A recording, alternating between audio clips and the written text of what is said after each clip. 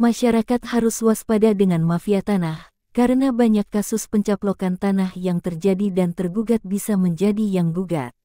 Sambas, Kalimantan Barat, Senin, tanggal 10 Juni tahun 2024.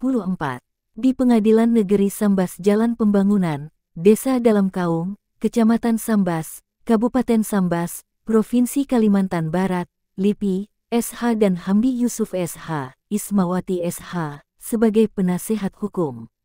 Berdasarkan surat kuasa khusus tanggal 16 April tahun 2024, bertindak baik secara sendiri-sendiri maupun secara bersama-sama untuk dan atas nama Rustini M., Rusli, Irnalistia Syaprini, Yudi Hardianto, Adwin Harizal, Tuti Erwinayati, Elna Ruswinda, Eni Ira, Sofiati Erin Syafriana sebagai para penggugat.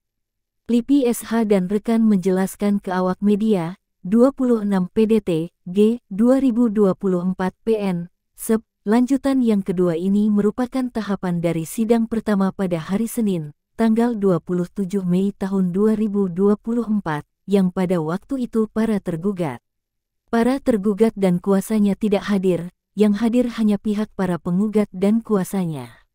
Adapun pengajuan gugatan terhadap ada 12 orang dengan dugaan perbuatan melawan hukum.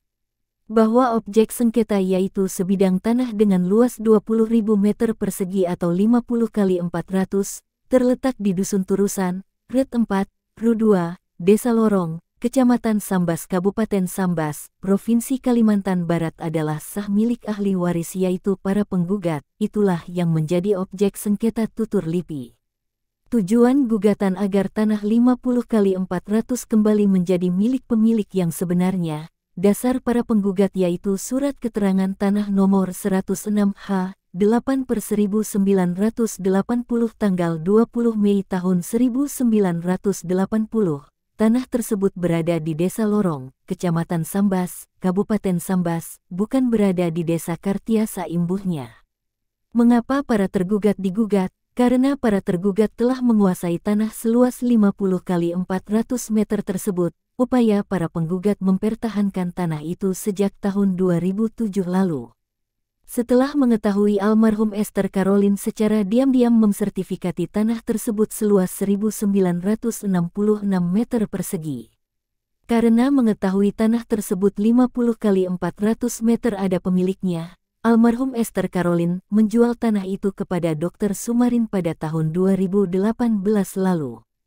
Dan di area objek seluas 50 kali 400 meter tergugat satu yaitu Dr. Sumarin ternyata telah menerbitkan 2 SHM atas nama dirinya.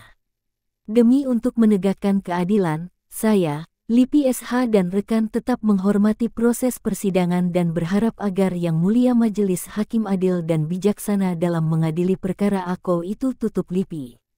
Dari Sambas mengabarkan, Samsul Hidayat dan tim. Izin Bang. Dengan abang siapa ini Bang? Saya penasihat hukum dari kantor hukum LIPI SH dan rekan. Di samping saya adalah klien saya yang hari ini yang saya bela. Jadi apa permasalahan pada hari ini Bang terkait saya dengar informasi terkait gugatan abang sebagai penggugat mewakili kuasa hukumnya begitu Bang ya? Iya. Iya, jadi apa yang abang boleh sampaikan kepada kami Bang? Pertama-tama saya ucapkan terima kasih teman-teman media sudah datang dan saya yakin ini teman-teman media yang objektif independen dalam perkara ini. Lalu kami juga sebagai pihak yang menggugat hari ini kami juga bersyukur sidang perdana kita berjalan dengan baik dan lancar gitu. Lalu apa yang menjadi pokok persoalan pada perkara ini? Jadi pokok persoalan adalah ada tanah milik orang tua kandungnya.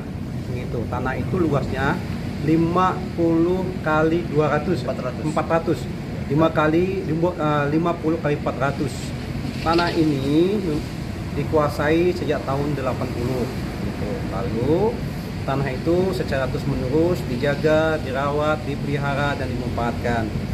Lalu para tergugat ini gitu, menerbitkan dokumen di atas tanah milik yang bersangkutan. Setelah itu objek perkara tadi yang dimiliki oleh orang tuanya klien saya ini bernama Pak Syafi'i Ahmad terletak di Desa Lorong, Kecamatan Sambas, Kabupaten Sambas. Tetapi oleh salah satu turut tergugat dibuatlah alamat tanah tadi itu di Desa Kartiasa. Siapa tuh Bang yang itu kepala Desa Kartiasa. Turut tergugat tua, tidak salah saya. Dialah yang mengubahnya begitu. Jadi surat tanah itu dan tanah itu menjadi berada di Desa Kartiasa. Padahal objek sengketa itu berada di Desa Lorong. Nah, kami akan membuktikan kalau tanah itu berada di Desa Lorong. Gitu. Lalu beberapa dokumen-dokumen lainnya juga yang memang bertetangga dengan tanah orang tua ini juga memang berada di Desa Lorong. Selanjutnya, sertifikat yang dimiliki oleh beberapa tergugat dalam perkara ini, pada perkara aku ini, juga diubah nama desanya. Yang semula desanya terletak di Desa Lorong, di Empoi menjadi Desa Kartiasa. Di dokumen apa tuh Bang? Di sertifikat milik T1 tidak salah. Miskin tertindas dan hukum seperti Adwin ini bisa menemukan keadilan, bisa mendapat akses keadilan atas ketidakadilan yang hari ini dialami. Kami tahu ada yang mengatakan bahwa mereka adalah ahli-ahli hukum di sana, tapi kami juga yakin karena kebenaran milik kami yakin bahwa kebenaran akan terungkap. Paham deh? Cukup. Ada yang mau disampaikan? Ada. Oke, Bang. Oh ya, tadi saya klarifikasi. Siap. Seluruh yang digugat itu ada 12. 1 sampai 9 itu sudah tergugat. Tergugat 10 sampai 12 itu sudah turut tergugat. Berarti ada 12 semuanya. Satu poin lagi yang saya mau tanyakan, Bang. Apa harapan Abang dengan istilahnya menggugat terkait kasus ini, Bang? Kasus tanah. Tanah seluas 50 kali 400 milik Ayahanda Safi Ahmad kembali kepada ahli warisnya. Itu yang Abang harapkan? Ya. Ya. Dan ini juga pembelajaran untuk masyarakat umum, tidak semena-mena mengambil hak milik orang lain. Oh iya, Bang. Oke.